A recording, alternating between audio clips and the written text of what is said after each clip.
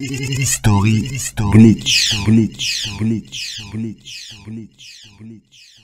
Salut, bienvenue sur la chaîne History Glitch, c'est AG, et dans cette vidéo, on va aborder un sujet qui n'a jamais été abordé sur ma chaîne et sur toutes les autres chaînes YouTube. On va parler de comment reconnaître un véhicule full modé. Donc on va se servir du merge client, je l'ai déjà présenté et je vous ai déjà donné des solutions pour le faire. Et donc grâce à ce merge client, vous allez pouvoir, après avoir récupéré un véhicule qu'on vous aura trade, donc trade c'est échange, vous échangez un véhicule contre un autre véhicule, mais pas pour vous faire avoir. Et certains sur YouTube, beaucoup sur YouTube, des petites chaînes pour enfants, vous partagent des méthodes pour mettre des nacrés non cochés, désélectionner un caméléon. Ce qu'il faut savoir, c'est qu'un véhicule modé, il porte le nom modé, c'est parce qu'il est modé de façon impossible à faire en ligne, pas au custom pour le faire. Enfin bref, je fais cette vidéo aussi pour soutenir les créateurs qui créent ces couleurs aussi bien de roues, d'intérieur et primaire et secondaire sur les véhicules, car vous vous faites malheureusement on vous yèche dans le cou et vous vous retrouvez avec des prises de tête avec des gars qui comprennent rien et qui vous disent qu'ils mergent, enfin qui modent leur véhicule directement au LS Custom, comme ça, finger in the. Donc cette vidéo elle est faite pour les nouveaux joueurs et les anciens qui ne connaissent pas grand chose dans les couleurs modées. Donc dans cette première vidéo, on va parler surtout des 3D, comment reconnaître un 3D, et dans les autres vidéos, les futures vidéos, si cette série vous plaît, on parlera des maths, des nacrés, et ce qui est le plus intéressant et ce qui est vraiment le plus full modé à récupérer sans se faire avoir. Cette petite intro est un petit peu trop longue, je vous laisse avec le reste de la vidéo, je vous explique tout. Moi je vous dis à bientôt, j'espère que vous ne ferez plus avoir, partagez un maximum. Je sais qu'elle ne sera pas beaucoup partagée cette vidéo puisqu'il y a beaucoup d'arnaqueurs, et ne tradez pas avec n'importe qui, tradez surtout dans des groupes de trade de personnes confirmées qui savent de quoi ils parlent. Moi je vous dis à bientôt les gars, et puis bonne vidéo, et à la prochaine, à la partie 2. Bye.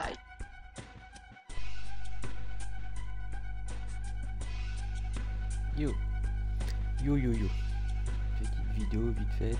Comme tu l'as vu, je viens de merge une voiture pour vérifier si la primaire et la secondaire sont bien clean. Donc clean, ça veut dire quoi? Clean, ça veut dire que c'est du non coché, mais aussi que une couleur de crew est modée. Donc là, si je vais dans secondaire, je vais dans crew, on voit que c'est pas coché. Ok. Si vous regardez bien, si tu regardes bien là, près de la roue, il y a la lumière, le phare qui est juste devant là, qui éclaire la voiture, qui reflète sur la portière arrière.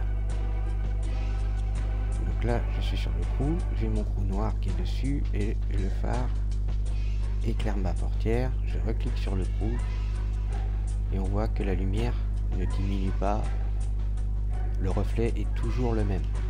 Ok, on est sur la secondaire. Si je clique sur Pro, la lumière ne diminue pas. Pourquoi ça fait ça? Parce que là sur la voiture, sur toute cette partie du bas où il y a le phare, c'est la primaire qui est là. Ok, donc si je mets mon crew en secondaire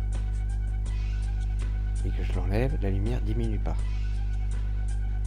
Donc si la lumière qu'on voit, le reflet de la lumière qu'on voit est assez grand comme ça, c'est veut dire que la couleur de crew elle est modée.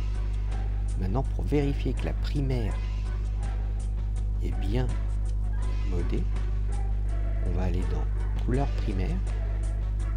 On sort de la secondaire, on va dans la couleur primaire, et là on va sur crew, on clique dessus et on regarde bien la lumière qu'il y a sur la portière arrière, près de la roue. Hop, et tu vois que le phare diminue. Ça veut dire que quand je mets ma couleur de crew sur le primaire, je fais sauter le modage, je fais sauter le 3D. Ok, on recommence. On est bien sur la principale. Je clique sur la principale. Je vais sur le crew. Hop. Quand j'applique mon crew, ça devient un simple métallisé. Il n'y a plus de 3D, il n'y a plus cet effet brillant, verni, qui rend la lumière du phare très expansée, très grande. On retourne, pour bien que vous compreniez, on retourne sur la secondaire. Et comme c'est une couleur de crew, si je mais ma couleur de crew sur la secondaire, toute la couleur de crew va prendre aussi la primaire, mais elle va passer sous le 3D, sous le modage. Donc je clique, on est en secondaire, je clique sur le crew, bim, et là ça ne diminue pas. Par contre, si je valide et j'achète à 0$ sur la secondaire, je vais scratch la secondaire. Donc ça, c'est bien un 3D. Ok, ici c'est un 3D. Compliqué quand même à comprendre. Vous ne pouvez pas faire un 3D modé, un crew modé, que ce soit en mat ou en métallisé, en brillant, en 3D. Vous ne pouvez pas faire ça au custom, parce que dès que vous mettez un crew, ça ne devient qu'un crew et une peinture métallisée de crew. Donc c'est ce qu'on appelle une peinture scratch. Ce n'est pas modé. C'est impossible de modder une couleur et d'avoir l'effet que je viens de vous montrer avec la lumière sur quelque chose que vous aurez fait vous-même avec votre console dans le Los Santos Custom. Vous pourrez rajouter, mettre autant de crew que vous voulez sur un métaux, vous n'aurez jamais ce résultat. J'espère que ça sera clair pour le trade. Parce que si vous tradez des couleurs de crew, vous allez vous faire chier à la gueule. En restant poli. Les mecs, ils vont vous chier à la gueule, ils vont vous traiter de voleurs, de scammers, de noobs. C'est comme ça qu'on reconnaît un 3D. Story, glitch.